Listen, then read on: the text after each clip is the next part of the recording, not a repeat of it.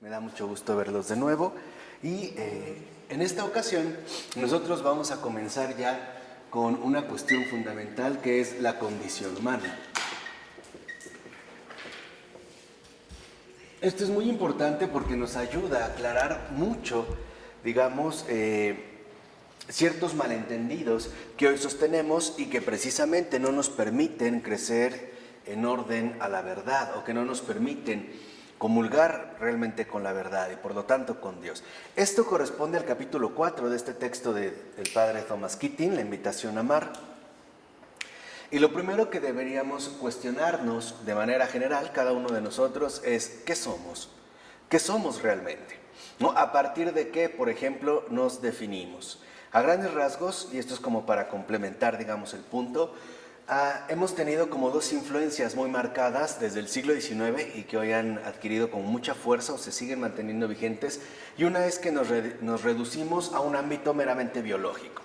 Por ejemplo, nos podemos definir como seres evolutivos, ¿no? Que han atravesado una secuencia evolutiva que finalmente nos ha traído hasta aquí. Y esto significa que de cierta manera no somos más que seres plenamente naturales, ¿no? O sea, sin ninguna referencia a otro ámbito distinto que el natural. Eso es por una parte.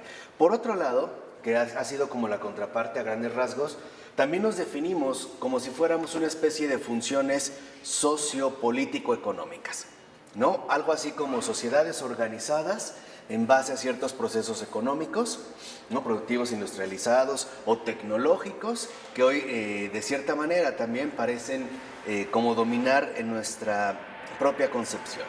Pero por lo que hay que, digamos, comenzar es buscar de raíz cuál es, digamos, la verdadera realidad de nuestra condición humana, ¿no? ¿Cuál es, digamos, esta realidad que todos poseemos? Y me parece un hecho clave el reconocer que de raíz, en tanto condición humana, nosotros somos seres heridos.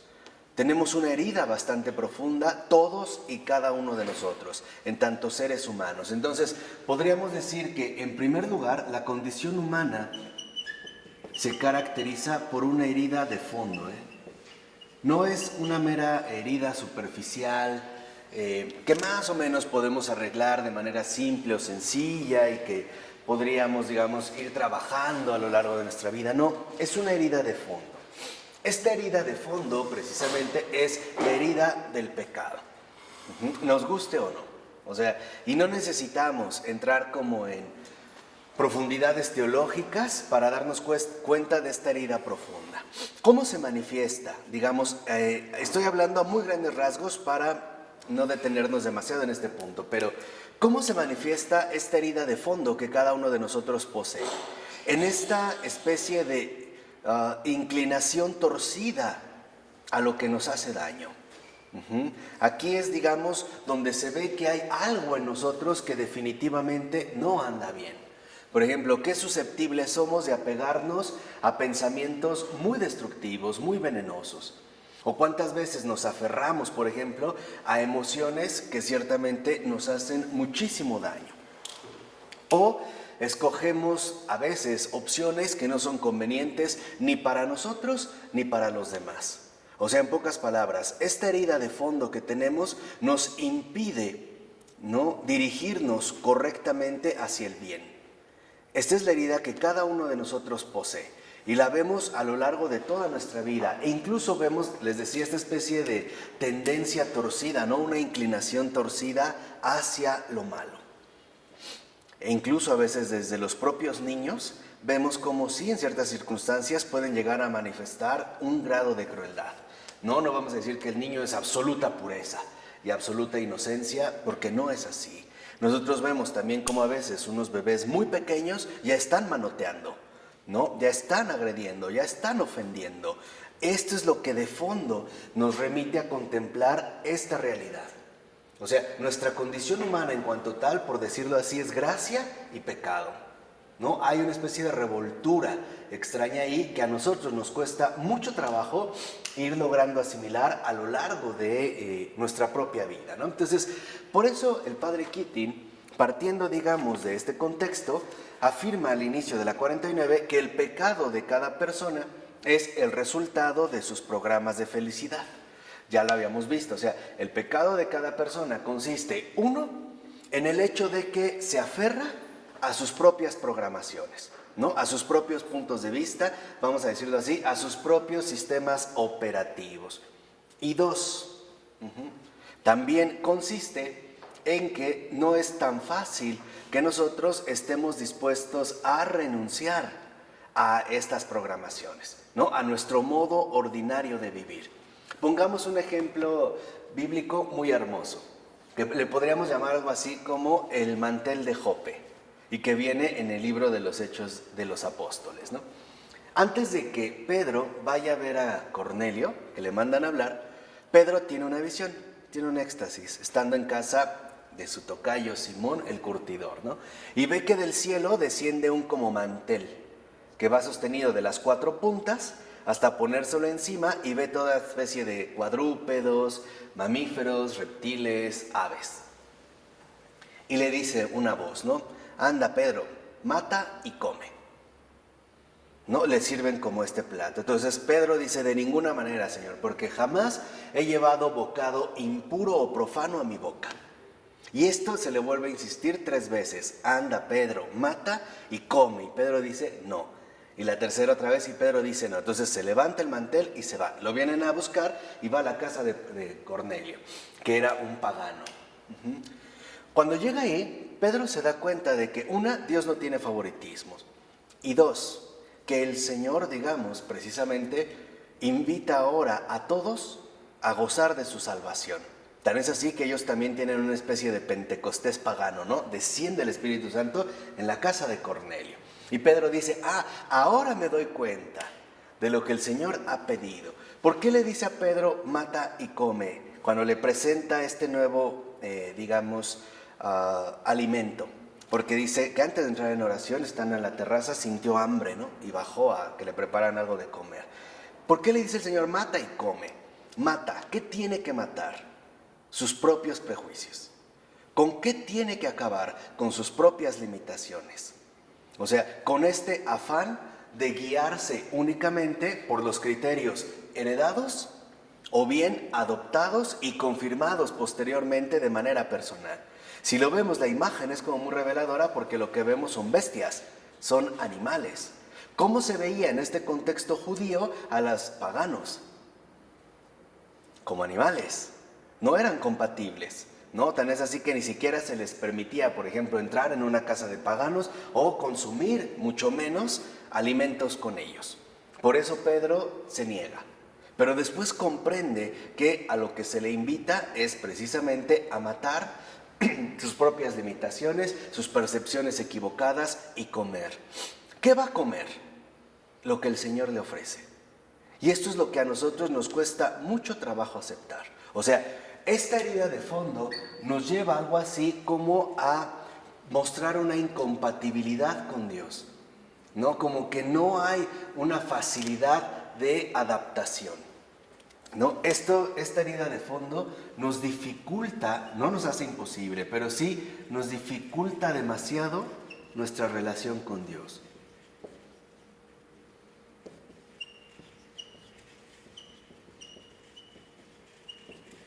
Así como Pedro. Pedro también es llamado a crecer. O sea, Pedro en este sentido también es llamado a trascender su propia condición humana. Porque en estos programas, por ejemplo, estas heridas de fondo, también en cada uno de nosotros se puede ver como fortalecido a partir de hábitos o ideas que fijamos como una norma absoluta, ¿no? Y esto, digamos, es lo que en efecto, en gran medida, va a ir dando como resultado el que vayan surgiendo nuestros pecados personales.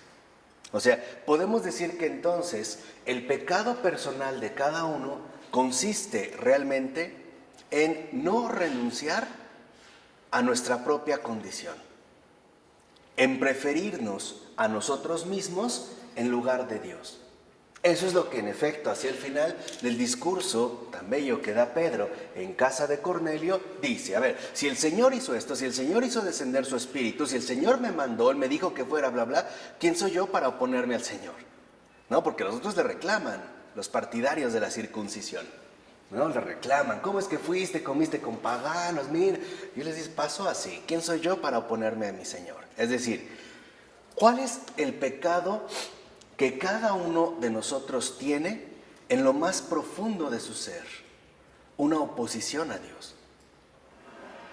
Nos oponemos a Dios.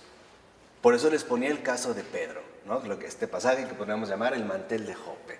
Hay una oposición, o sea, esto que nos dificulta demasiado la relación con Dios viene de que la condición humana sí ciertamente mantiene una tendencia retorcida en tanto oposición a Dios.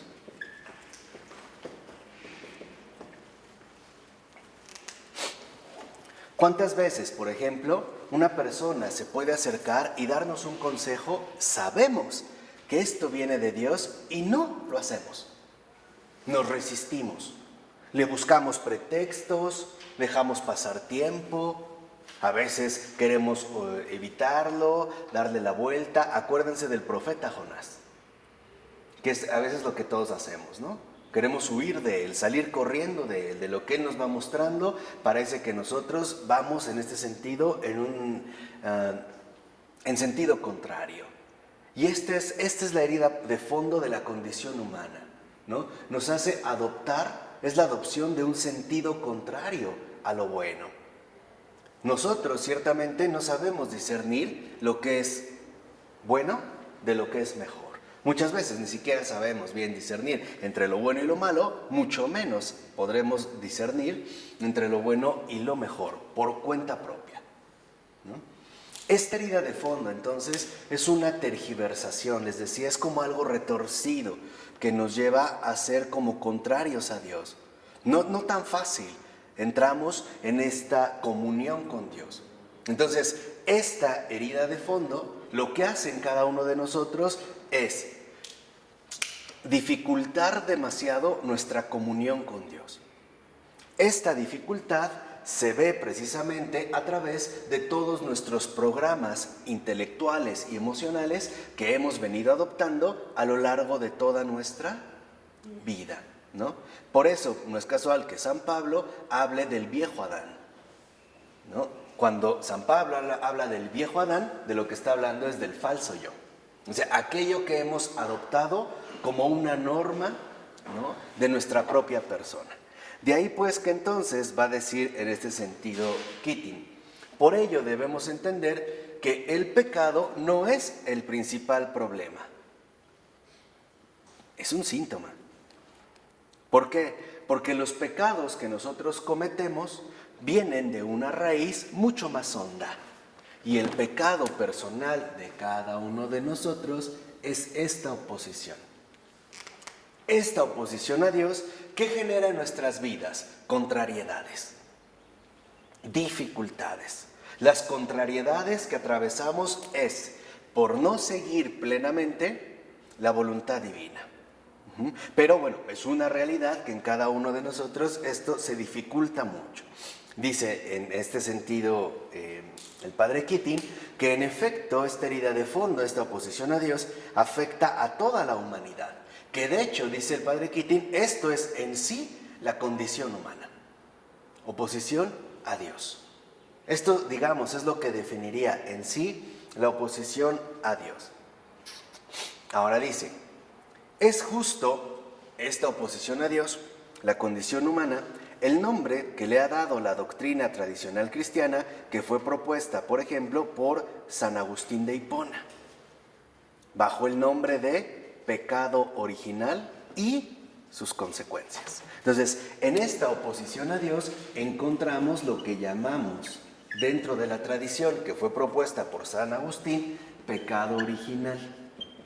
Por eso una persona dice, a ver, pero yo si nazco inocente, ¿y por qué en efecto tengo un pecado? Si un niño es inocente y puro, pues no, porque ya el hecho de su propia condición humana ya trae impresa esta herida de fondo que es una oposición a Dios. ¿Qué quiere decir? Que el pecado original no está en el nivel moral o en el nivel práctico de nuestra existencia.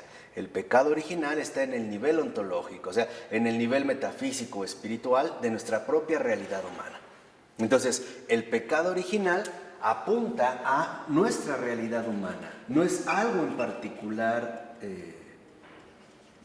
que se haya cometido o no.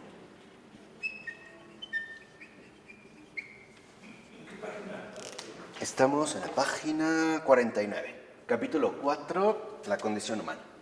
¿No? Aquí es precisamente la doctrina tradicional que se le ha dado al pecado original.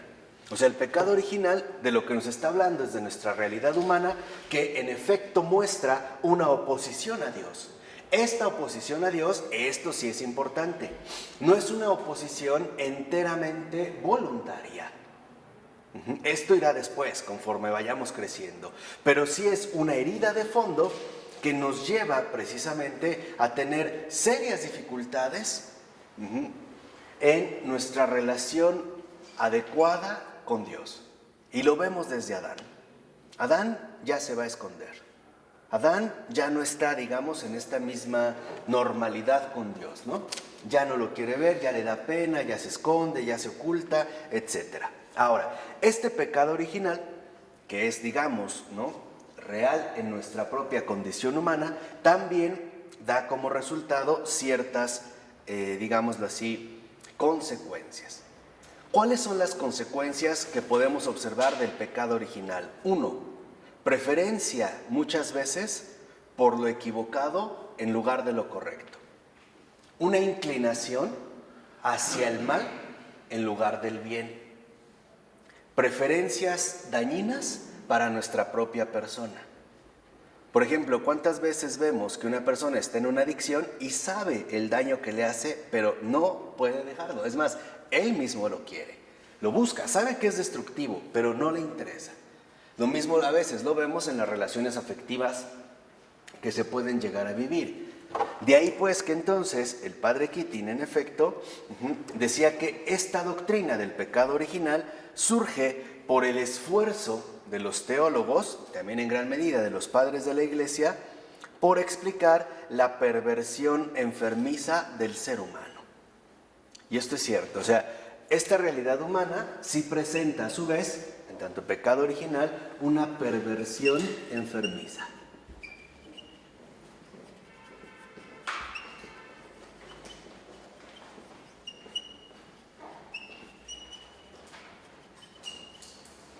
Esta perversión enfermiza la podemos ver incluso a veces en que de manera mecánica, por ejemplo, podemos incluso matar por matar. Y a veces me refiero, por ejemplo, a un insecto, un animal que vemos, algo en particular, e incluso en gran medida también sentir una especie de placer ante el daño infligido, ¿no? Por ejemplo, hay personas que cuando se vengan o ven cómo le hacen daño a alguien más, se puede sentir incluso como en un estado parcial, digamos, de placer, ¿no? En el sentir precisamente, ¿no?, en el experimentar el daño que se puede provocar a los demás. Y esto es muy usual. Ejemplo, muchas veces cuando nosotros todavía no hemos crecido o no hemos avanzado bien de este aspecto, ¿no?, y alguien nos hizo daño, lo que deseamos es que le vaya mal. Ojalá que le vaya mal, que se muera el maldito, ¿no? Que le pase esto y que se quede esto y que se le caigan los dientes. Ahí se ve nuestra perversión enfermiza del ser humano. O sea, es curioso porque nosotros podemos atravesar un momento difícil y sabemos lo doloroso que es y deseamos para el otro no lo mismo, peor todavía. Esa es una perversión enfermiza. Esto es lo que nos lleva a entender el por qué Jesús jamás devuelve mal por mal, sino siempre bien por mal. Bien por mal, sí.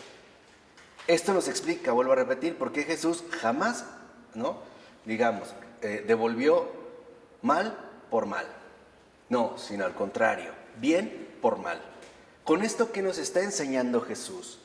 Que Él nos puede devolver una situación muy distinta a la perversión enfermiza del ser humano.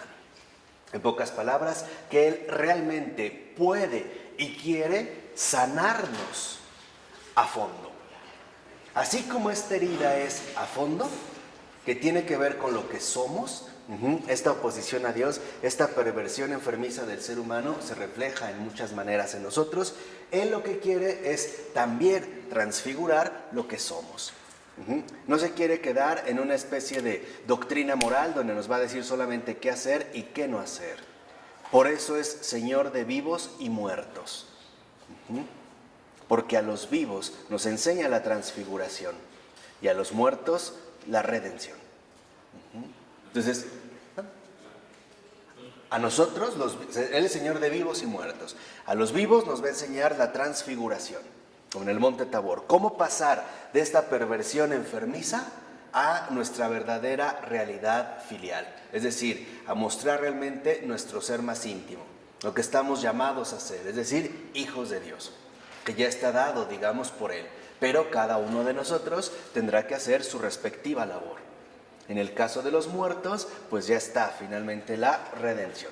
¿De acuerdo?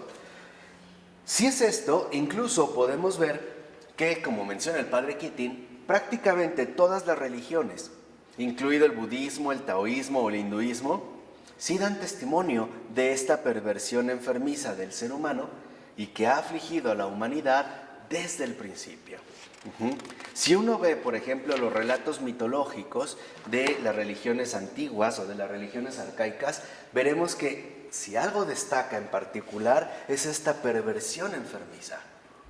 Que incluso, por ejemplo, en el caso de la mitología griega, comparten los dioses lo mismo que los hombres, con una gran diferencia.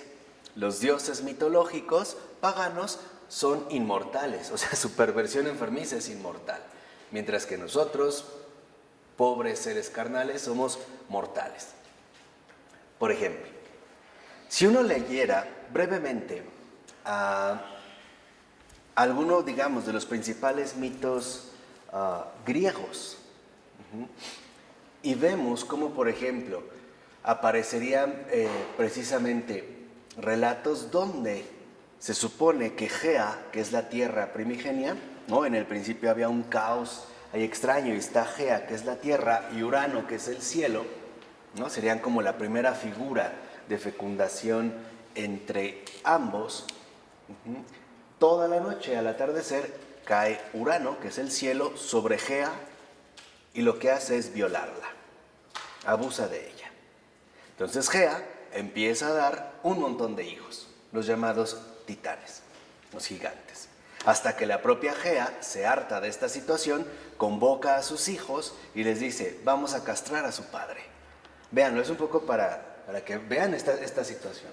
Nadie se anima, solo uno, que llamaban el de mente retorcida. Está en la teogonía de Siodo, lo que estoy diciendo hasta al principio. Entonces, solo uno se decide, el que llamaban de mente retorcida, Cronos, es decir, el tiempo. Entonces la mamá le hace una especie como de guadaña enorme, muy afilada, y le dice, mira, en cuanto llegue tu padre nuevamente y quiera abusar de mí, tú lo castras. Cronos acepta, lo esconde entre sus montañas, llega otra vez Urano, muy feliz a hacerlo de siempre, sale Cronos, lo castra, toma los genitales, los avienta al Ponto, que es el mar, surge una espuma y de ahí viene Afrodita, la diosa de la belleza. Lo que quiero que vean es cómo aún ahí se nota esta especie particular de perversión enfermiza. Una perversión enfermiza que sí parece, en este sentido, dirigirnos hacia el ser humano. ¿Vamos? Esto es una realidad en nosotros. O sea, a veces nos podemos enganchar con un pensamiento sumamente dañino y no lo tragamos, No lo tragamos y nos dejamos aplastar a nosotros mismos. O de repente se acerca, ¿no? Como las olas, digamos, saladas de la tristeza, de la aflicción, de la angustia, la preocupación, y empezamos a tragar de esta agua salada, que como bien sabemos, si una persona igual tomara agua de mar, solo terminaría prácticamente muerta, ¿no? Le daría más sed, más deshidratación, porque eso no. Y nosotros sí, lo empezamos a beber. Y a veces incluso hasta le encontramos una especie de mórbido placer a esta situación, a esta condición en particular, ¿no? Como que sentimos que ahí, por ejemplo, pertenecemos, que es el lugar que en efecto nos corresponde. Con el bautismo a nosotros se nos da una verdadera regeneración. ¿Qué quiere decir esto? Que lo que hace el bautismo es anular la tiranía del pecado original. Nos da la posibilidad de renunciar completamente a las consecuencias que esto trae consigo. Por eso les dije, estamos hablando del pecado original en tanto perversión enfermiza del ser humano. Y a su vez, el pecado original trae consecuencias. ¿En qué necesitamos nosotros trabajar? En las consecuencias que esto ha generado. Aquí sí, lo que hace el bautismo es quitarnos de raíz el pecado original y nos dejará como tarea, es decir, como tarea de santificación, ir borrando paulatinamente las consecuencias que nosotros hemos ido adoptando o fortaleciendo a lo largo precisamente de nuestra propia vida. Por eso el padre Keating dice que cada uno de nosotros necesita, por ejemplo, que se le confirme su existencia y además su identidad. Necesitamos que nos confirmen en lo que somos. ¿A qué se refiere con esto? Y aquí es donde entra el punto de las consecuencias. La primera confirmación que necesito adquirir y obtener es la que me van a dar mis padres.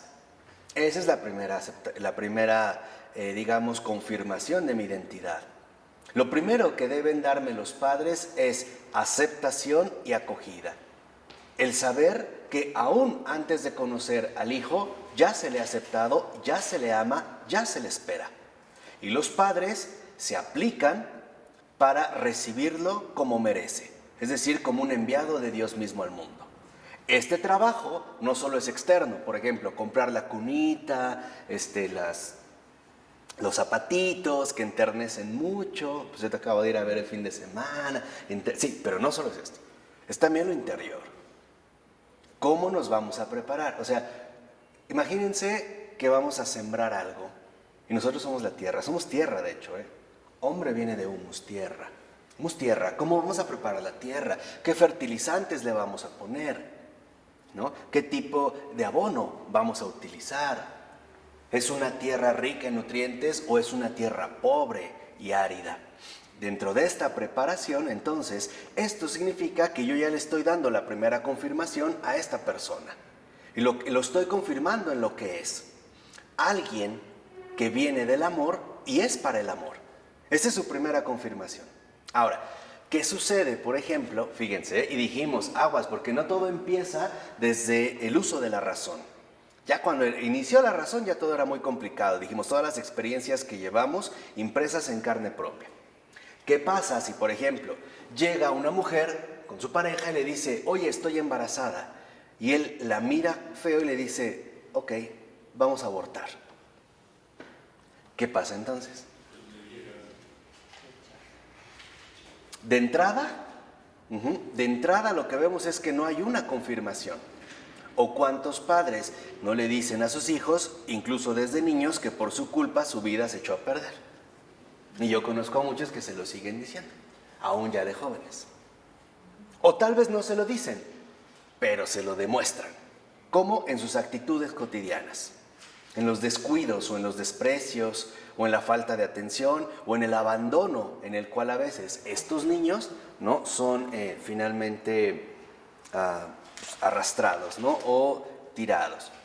Si esta confirmación es negada por los padres, ya sea por falta de interés o bien por falta de dedicación, entonces la persona adquiere profundas carencias. Y son carencias tan dolorosas que van a requerir medidas compensatorias o bien defensivas. Fíjense, porque este es un proceso muy crucial. De las consecuencias, por ejemplo, que se extraen de este pecado original y que ahorita hemos comentado, se van a obtener también en gran medida privaciones.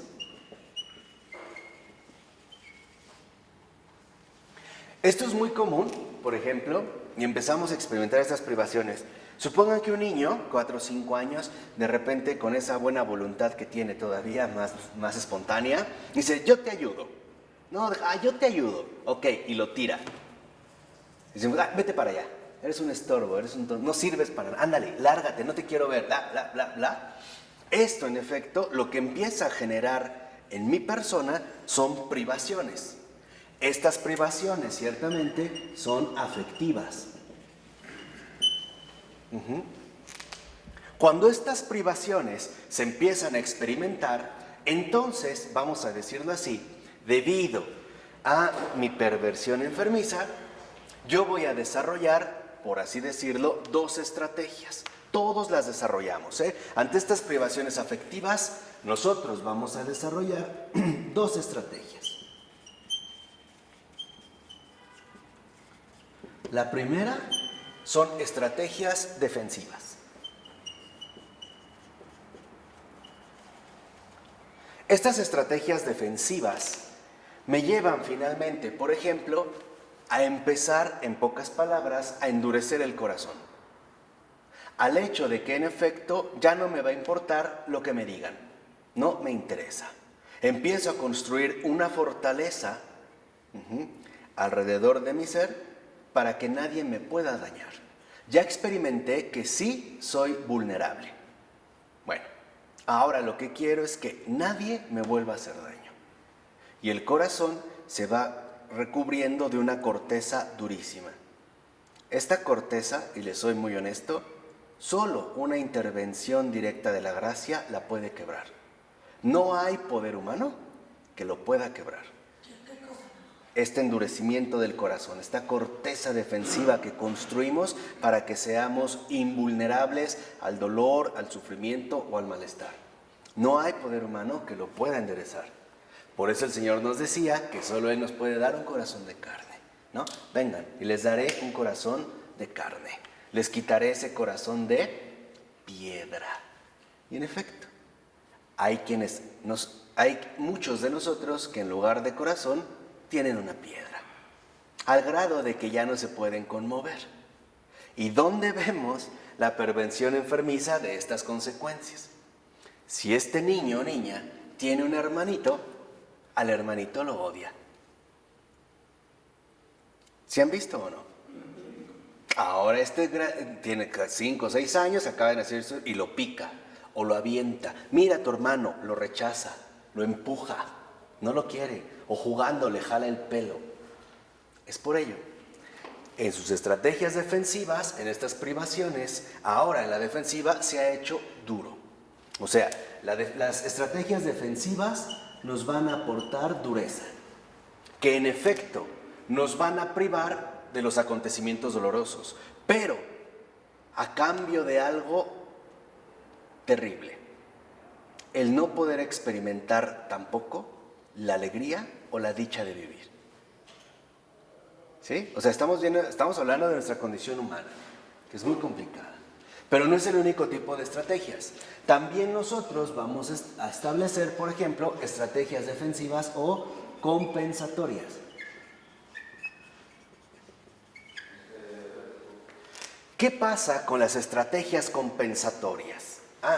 Esto es muy común, sigamos en el caso del niño donde se puede manifestar más, que si mi papá, dijimos, por negligencia, por falta de interés, por lo que sea, no me confirma en mi identidad, entonces yo voy a adquirir una marcada preferencia por mi mamá. Y si ninguno de los dos lo hace, lo haré por mis abuelos o por el que me quiera. Entonces empezamos a tratar de compensar estas carencias o privaciones que experimentamos dolorosamente a lo largo de nuestra vida. Entonces, si lo ven, estas estrategias compensatorias, si son defensivas, nos va a llevar a la dureza. Pero si son compensatorias, nos va a llevar a la dependencia. En estas compensatorias, por ejemplo, son estas estrategias que asumen muchas personas que con tal de que una persona o alguien más los quiera, aunque sea poquito, están dispuestos a aceptar todo lo que sea. Por eso a veces no entendemos por qué una persona no deja a otra o por qué vive con él o con ella. Oye, si te maltrata tanto, pero al menos dentro de las estrategias profundas de la persona compensatorias dice, pero al menos está conmigo. ¿Sí me explico? Vamos por lo mínimo, o sea, al menos pues está conmigo, sí me pega, me golpea, me ofende, pero pues a veces tiene sus detalles, a veces me lleva unos taquitos en la noche, o sea, a lo mínimo, o a veces me dice pues que me quiere, ¿no? Es que él es así, o sea, lo vamos a empezar a justificar, es que él es así, es seco, pero es buen hombre, o sea, en realidad no es que sea buen hombre, es que es tal mi necesidad de compensar estas privaciones que estaré dispuesto a aceptar lo que sea. Si lo ven, esto complica más nuestro panorama humano real. Porque nosotros estamos llamados a indagar precisamente en qué tipo de estrategias nos hemos colocado. No necesariamente tiene que ser solo una, pueden estar las dos en diferentes niveles. Pero algunos hemos aprendido más de una que de otra. Por ejemplo, los que elaboraron estrategias defensivas que los llevó a la dureza, bueno, son aquellos que prácticamente ya no lloran y no se dejan intimidar fácilmente. En cambio, los de estrategias compensatorias o dependencia, ¿no?, se vuelven extremadamente vulnerables a los demás. Ahí está la dependencia. Mientras que son dos polos extremos, en las estrategias defensivas de dureza decimos, no necesito de nadie para estar bien o mal. O sea, los demás no me importan. En las estrategias compensatorias de dependencia, lo que decimos es, solo estoy bien a través de los demás. O sea, para estar bien o estar mal, dependo por entero de los demás. Si los demás me tratan bien, estoy bien. Si los demás me tratan mal, estoy mal. Ambas estrategias son equivocadas. Ninguna de las dos es una estrategia sana, porque están vinculadas con situaciones concretas de privaciones afectivas. Ahora, como consecuencia, en efecto, lo detecta bien el padre Keating, nuestra vida emocional detiene su crecimiento. No crecemos adecuadamente. Ya, desde ahí aparecen bloqueos, ¿no? Nuestra vida emocional se ha, en este sentido, bloqueado. Y por lo tanto, nos quedamos en este nivel de privación o afrenta. Es decir, en este nivel de carencia o vergüenza. A ver, eso no lo entendí. ¿Sí? O sea, al experimentar este tipo de situaciones, como que dejamos de crecer en nuestra vida emocional. Ahí nos vamos a quedar bloqueados y ahí nos vamos a quedar como plenamente instalados. ¿Por qué? Porque hemos ya experimentado en carne propia estas privaciones afectivas que dieron como resultado una respuesta de nuestra parte, ya sea defensiva o ya sea compensatoria. Y como esto nos funcionó o eso creímos en ese momento, lo vamos a asumir como un patrón de por vida. Es la manera en la cual, por ejemplo, cada uno de nosotros va a funcionar. ¿Cuántas veces los hijos dicen, es que mi papá es seco, yo quisiera que me abrace, pero mi papá no puede? Esas son sus estrategias defensivas. Pero resulta que el hijo no tiene las mismas estrategias defensivas, el hijo tiene estrategias compensatorias. Entonces, mientras el hijo es dependiente al papá, el papá rechaza al hijo. Y esto es lo que va generando los verdaderos conflictos de fondo que se experimentan en las propias realidades humanas, o sea, en nuestra propia condición humana. Dice, ahora, lo que nosotros vamos a adquirir, y este es un término fundamental, es que a partir de estas estrategias, nosotros vamos a desarrollar una especie de fijación.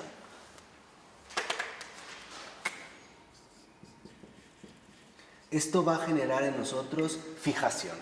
Y este es un término clave en lo que hemos estado comentando. ¿Por qué? Porque la fijación nos hace quedarnos fijos en estas estrategias de supervivencia que adoptamos ante las circunstancias adversas de la vida. O sea, finalmente ante el descuido de los propios seres humanos que nos rodean. Ahí nos vamos a quedar fijados. Así como se habla de fijador para el pelo, para que se quede tieso, así como hay, creo que fijador de uñas, para que no se despinte, así hay fijador. O sea, nos vamos a quedar ya establecidos, fijados en este, digamos, esquema. Esta fijación en nosotros se va a convertir en un esquema de vida. Y esto es lo más delicado. Esta fijación será traducido en un esquema de vida. Pongamos un ejemplo. Sigamos con estos dos peques que han crecido 15 años y están en la etapa del enamoramiento. Los dos empiezan a andar, no se conocen, con una chica y la chica finalmente los engaña. El de dureza dice: no me interesa, hay muchos, pero este se quiere matar. ¿Ven cómo las reacciones son diferentes? Pero están actuando en base a la fijación adquirida. Esta fijación es una fijación adquirida que se transformará con el paso de los años en un esquema de vida. Empezará a funcionar de esta misma manera. Aún cuando hayan pasado años. Y no solo me estoy quedando en la juventud, aún cuando tengamos 50, 40, 60 años. ¿Por qué? Porque en efecto esta fijación nos fosiliza en este modo de vivir. Este es nuestro esquema de vida. Y lo peor es que cuando ya se ha fijado este modus vivendi en nosotros, este esquema de vida, prácticamente no creemos que haya otra opción para nosotros. El ejemplo más claro son las herencias que los padres transmiten a los hijos. Las cosas son así y nada más. Nunca un padre, por ejemplo, le dice a su hijo: mira, las cosas han sido así para mí por esto, esto y esto y esto, pero no es la única posibilidad de desarrollo, hay mil y otras formas. No, generalmente el padre impone su propio esquema. Las cosas son así y así, hay que ser duro, hay que ser astuto, hay que ser tremendamente hábil o qué sé yo. Por ejemplo, en México era muy usual, no sé, en Líbano, pero ya desde mi generación, que si uno entraba a la primaria, generalmente un adulto, un hombre te decía: mira, si alguien te pega, tú le pegas, no te dejes, y cuidadito y me vengas chillando, porque entonces te va peor a ti. Gracias. Vemos estas secuencias. O sea, aquí es donde nosotros debemos de darnos cuenta que este esquema de vida es una herencia. Esto es lo que nosotros primero vamos a querer heredar en todos, ¿qué? Los demás. ¿Y quieres ver el efecto real de la fijación? ¿Cómo son tus consejos cuando una persona te consulta en situaciones concretas de la vida? ¿Cuántas veces se reúne una mujer o le habla a la amiga diciéndole: oye, es que, ¿qué crees? Tengo problemas con mi marido. Ay, mándalo al carajo, ya no le estés aguantando.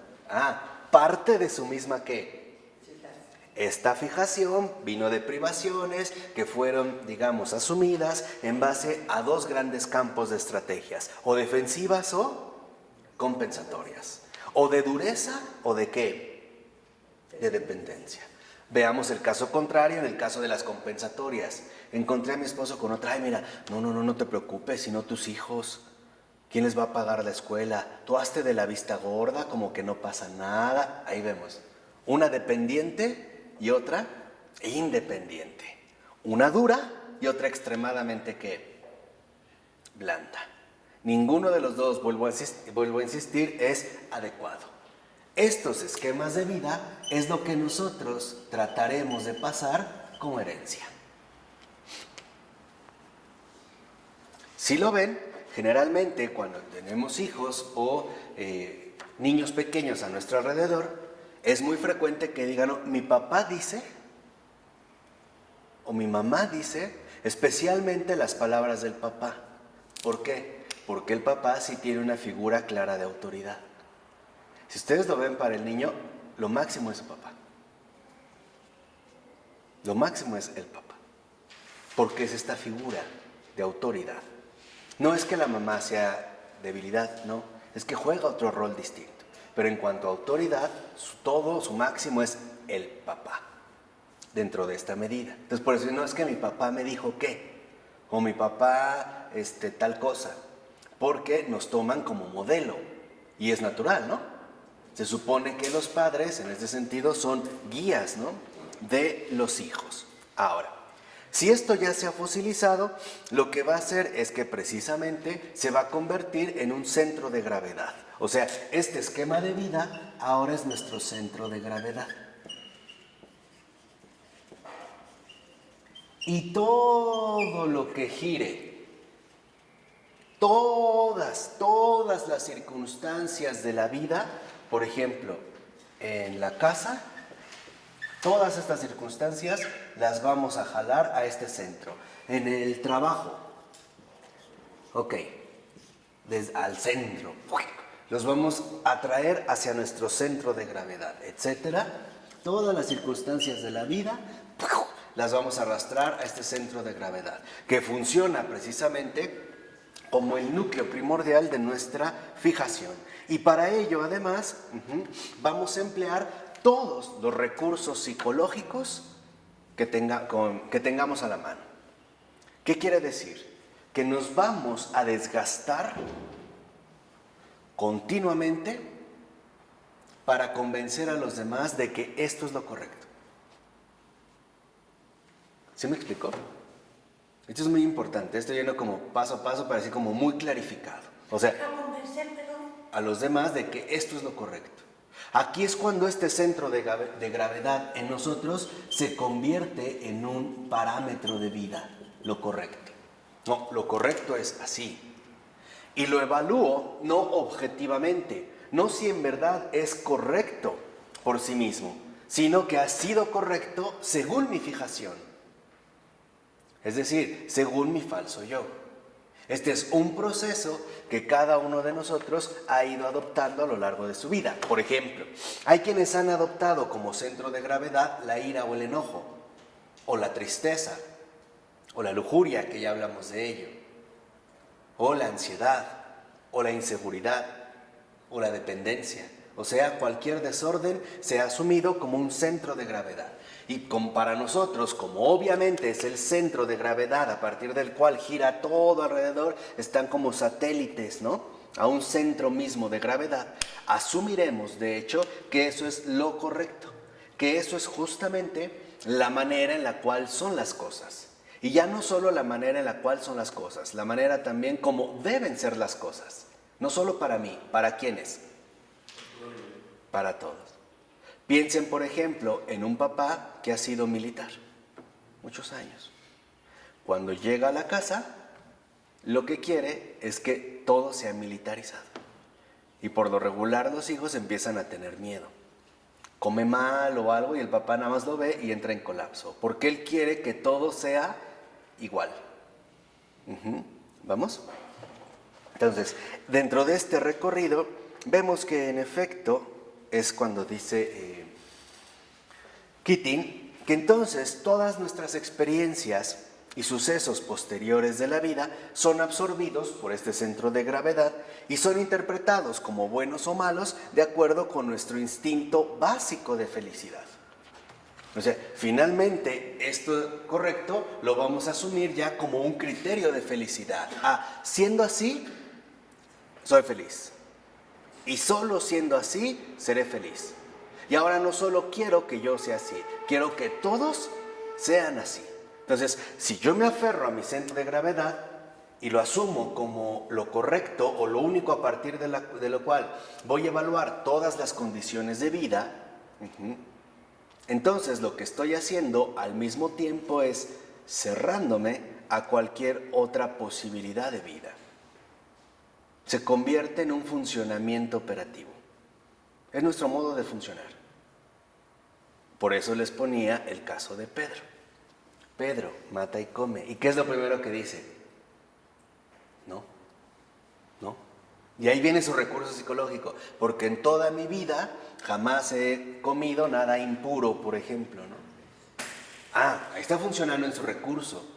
Porque él está pegado, asumiendo como centro de gravedad, ante todo, el cumplimiento moral de la ley. O sea, la ley judía. Él está instaurado ahí. Y por supuesto, él va a reaccionar de esta manera, asumiendo como que esto es ¿qué? Lo correcto. Y no obstante, el Señor lo invita precisamente a superar esta limitación para ya no quedarnos en nuestro esquema de vida, sino poder acceder a una verdadera liberación.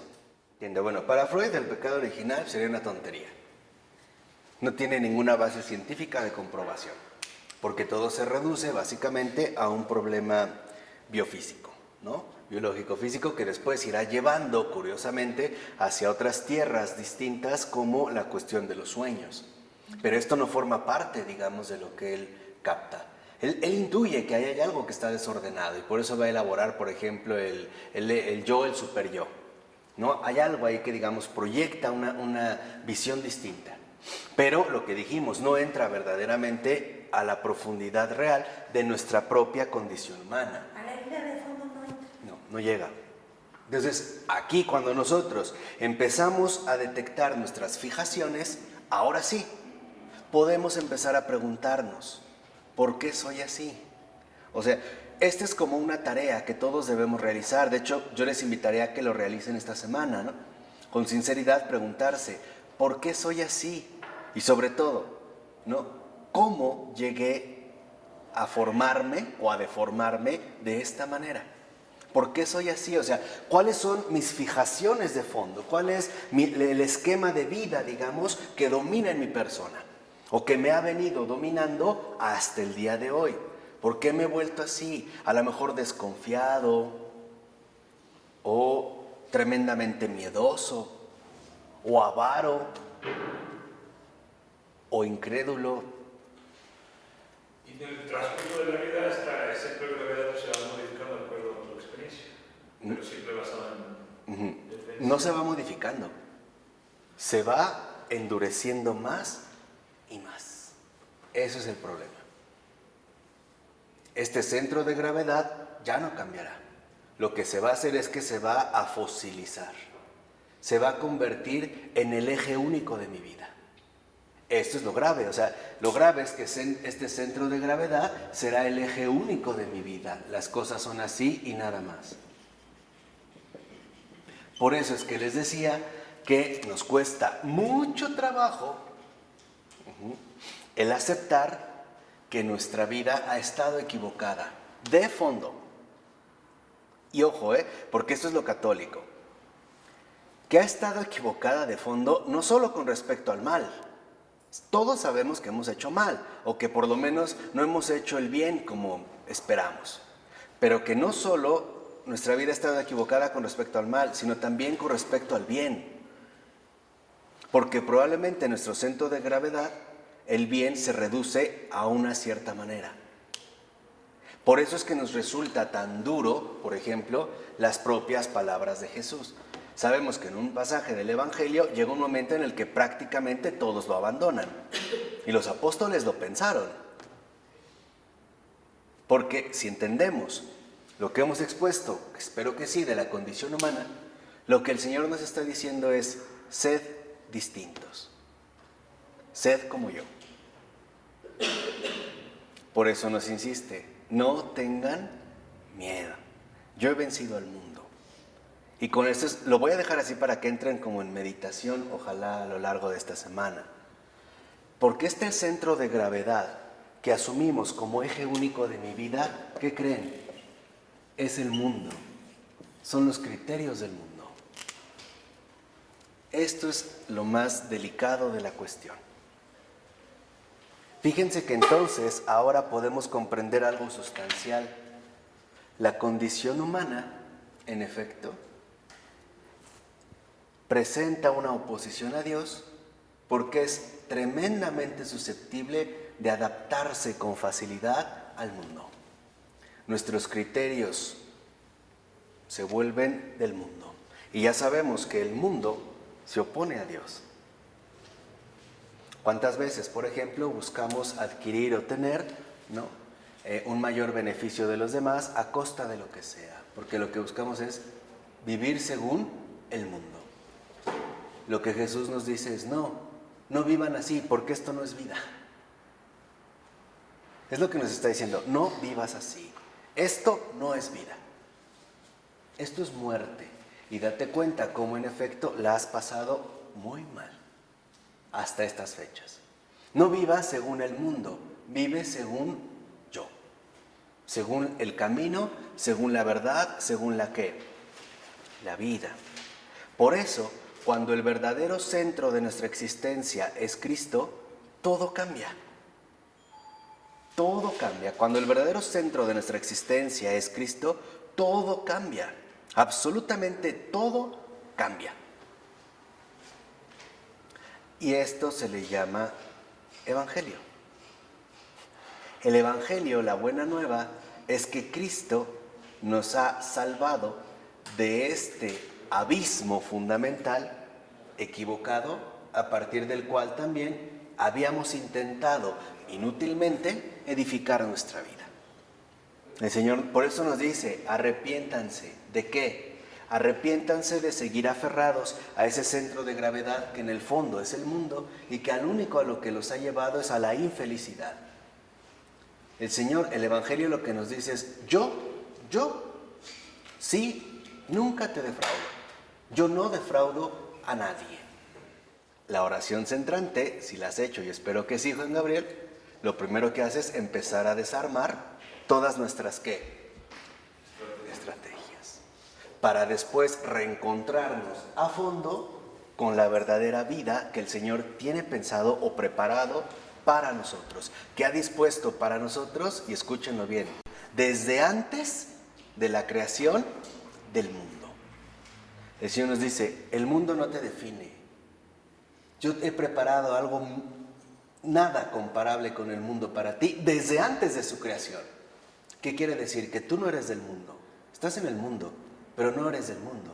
¿Y qué es el mundo? A grandes rasgos. ¿No es oposición a Dios? ¿No es eso el mundo? Hoy lo vemos en nuestras formas de vida, ¿no es oposición a Dios? ¿No es prácticamente ir siempre por caminos equivocados que no conducen a ninguna parte, pero que generan mucho daño? Las ideas de venganza, de revueltas, de reclamos. Es decir, no el mundo es siempre responder mal con mal. Lo que el Señor nos dice es algo extraordinario, Lo que el Señor nos dice es, permíteme, por favor, te lo ruego, ser el redentor de tu vida. Te suplico de rodillas ante ti. Porque el Señor no creen que es un déspota, nos dice, te suplico de rodillas ante ti que me dejes mostrarte mi resurrección, porque para eso he venido al mundo, para salvarte de este mundo corrompido y mostrarte finalmente todo lo que tengo preparado para ti, desde siempre. De rodillas te lo suplico, déjame redimirte, déjame salvarte. Y déjame mostrarte cuánto en verdad te amo, cuánto te deseo y cuánto quiero tenerte a mi lado bajo un centro especial que no se llama mundo, que se llama Padre.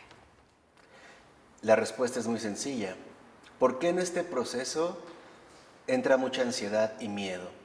Porque estas estrategias saben que Cristo ha vencido al mundo y saben que cuando Cristo entra las va a matar. Entonces se destapan todas a hacer ruido y decir no, no te dejes, no lo dejes, no es cierto, es mentira, que te entre miedo, ansiedad, que empieces como a colapsar. Lo único que hay que hacer ahí es algo muy sencillo, no hacer caso, no darle importancia. Si ustedes van en la calle y un perro les ladra, ustedes no se voltean y le ladran. Si sí lo hacen, yo los llevo al manicomio, ahorita. Sí, ya son un peligro para todos, ¿no? Lo dejamos. Es no hacer caso.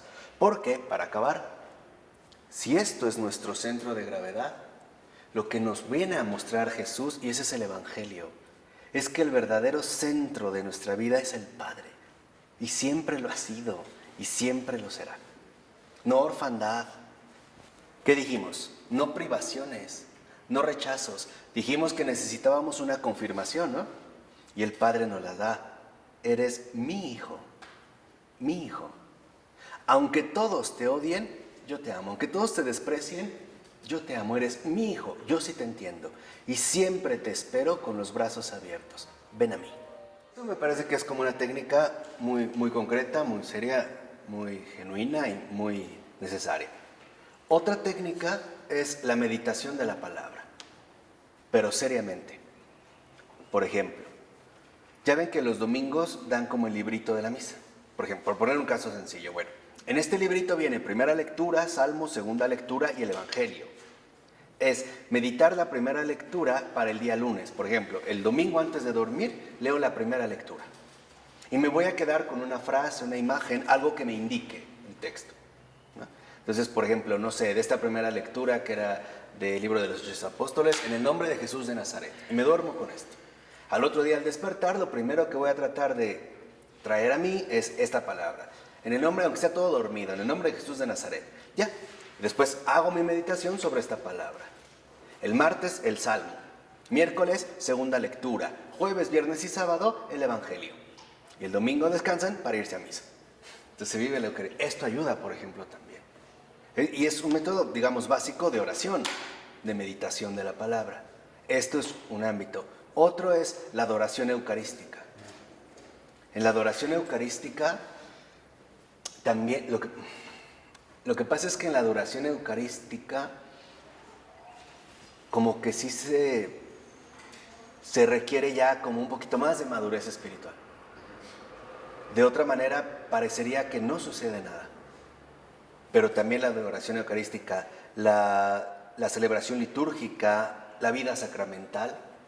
Y otra terapia también muy buena es servir al prójimo, olvidándose de uno mismo. Esto, en las cosas prácticas, por ejemplo, ¿no? Pongamos, no sé, que hay un lugar en el camión o en el metro y alguien, tú lo vas a tener, pero ves que alguien lo necesita, quitarte y cederlo, ¿no? O que te acabas de comprar, no sé, una barrita nutritiva de no sé qué cosa, de fruta, y te la vas a comer y ves que en la esquina hay un limpiaparabrisas. Bueno, quítate el bocado y se lo ofreces. Que, por ejemplo, tú dices, oh, ya me quiero meter a bañar, pero alguien te dice, oye, voy a bañarme, pásate. O sea, después de ti.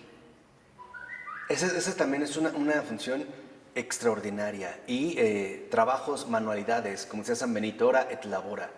Por ejemplo, yo he comenzado desde este fin de semana un huerto urbano, ¿no? Ayuda. Un huerto urbano. Una sembra de unos vegetales. También falta la meditación de la pasión del Señor. O sea, digamos, en la celebración litúrgica ayuda. Pero la meditación de la pasión del Señor te ayuda, pero también se requiere crecimiento, porque hay algunos que les cae de peso. Y en esta condición de ayudar, aplasta. No captan bien el mensaje del amor. Por eso yo la dejaría un poquito más adelante. Pero es... claro, para allá un poquito más de nivel. Pero en estos detalles, sobre todo yo te aconsejo, si ya vi que empiezas a experimentar a Jesús, que ya te abrazó, ya te dijo, ven, sígueme, ya lo escuchaste, ¿no? Y esto no te debe sorprender porque para eso viniste. Y es para que veas que el Señor te busca, te ama y te llama. Y te dijo, ve ahí, probablemente tú ni supiste cómo llegaste aquí, o por qué, o para qué. Pero ya entendiste. Es Él el que te llama. Ahora, yo nada más te voy a dar dos consejos, uno práctico y uno intelectual. En el caso tuyo, intelectualmente, sigue la oración centrante. Y práctico, haz estos gestos de renuncia propia. O sea, buscar las pequeñas necesidades del prójimo en tu vida diaria. Puede ser tan sencillo como que alguien se va a subir a un taxi, pero trae bolsas del súper y a lo mejor tú te sales de tu ruta, de tu camino, ¿le ayudó? ¡Pum! No necesariamente tiene que ser dinero, ¿eh? O sea, en detalles muy pequeños.